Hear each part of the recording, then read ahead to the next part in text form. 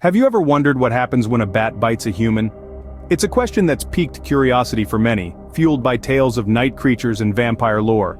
Yet, bats are often misunderstood, and the reality of their interaction with humans is far from these fantastical stories. They're not miniature Draculas in the night sky, nor are they out to get us. And their bites? Well, they're not exactly what you'd imagine. Let's unravel the truth about bat bites. Before we dive into the bite, let's understand these fascinating creatures a bit more. Bats are a diverse group of mammals, boasting over 1,000 species worldwide. They can be found in nearly every habitat available on Earth, from deserts to rainforests and even your neighborhood park.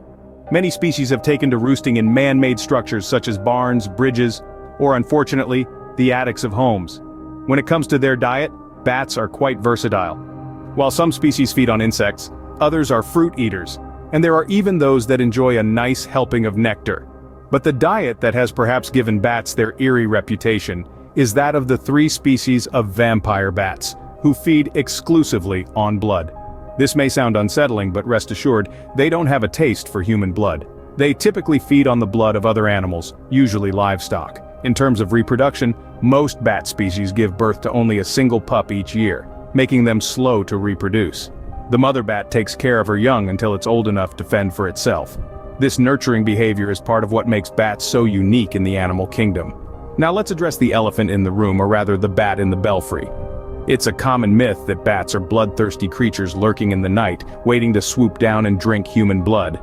This couldn't be further from the truth. Most bats are harmless and prefer to keep to themselves. They are in fact very beneficial to us, serving as natural pest controllers by eating insects, pollinating plants, and dispersing seeds. So, while bats may have an undeserved bad reputation, they are fascinating creatures that play an integral role in our ecosystems. They are far more interested in eating fruit or insects than they are in bothering humans. Now that we've got the basics down, what happens when they interact with humans? Close encounters with bats are not as common as you might think. It's important to remember, bats are not typically aggressive creatures. They are, in fact, quite shy, and would rather avoid humans than engage with them. These nocturnal animals are known for their extraordinary navigational skills, and generally prefer to keep their distance. Now let's try to understand the circumstances that might lead to a bat bite. You see, a bat may bite if it feels threatened or cornered. This usually happens when a bat is startled or mishandled by humans. For instance, if someone were to handle a bat with their bare hands, it could trigger a defensive response from the bat, leading to a bite. Another scenario is when a bat is sick or injured. Like many animals, a bat may become more aggressive when it's not feeling well or is in pain.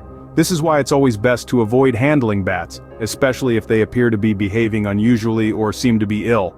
Bats aren't out to get us. They're not lurking in the shadows, waiting for the perfect opportunity to swoop down and bite. In fact, the vast majority of bats feed on insects or fruit, not blood. Yes, there are vampire bats that do feed on blood, but they're not as interested in humans as they are in livestock. And let's remember, they represent a tiny fraction of the over 1,000 bat species that exist. So, while the idea of bats drinking our blood makes for a great horror movie plot, it's far from the truth. Bats are not our enemies. They play a crucial role in maintaining balance in our ecosystems by controlling insect populations and pollinating plants. However, we must respect their space and understand that, like any other animal, they will defend themselves if they feel threatened. A bite is rare, but when it does happen, what exactly transpires?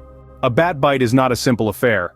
When a bat sinks its teeth into human flesh, it's a swift, sharp sensation, almost like the prick of a needle. Bats, unlike popular belief, do not have fangs. Instead, they have small, sharp teeth that are capable of penetrating the skin. The bite is usually not deep, but can cause a bit of discomfort. Immediately after the bite, you might notice redness and swelling around the wound. It might also become tender to the touch. Some people might even experience a burning sensation. It's important to remember that these reactions are common to most animal bites and not just specific to bats.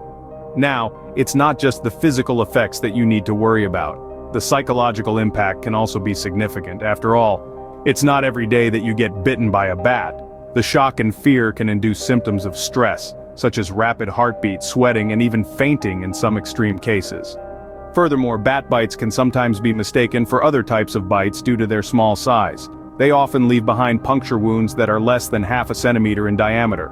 This is why it's crucial to seek medical attention if you suspect you've been bitten by a bat, even if the bite seems minor.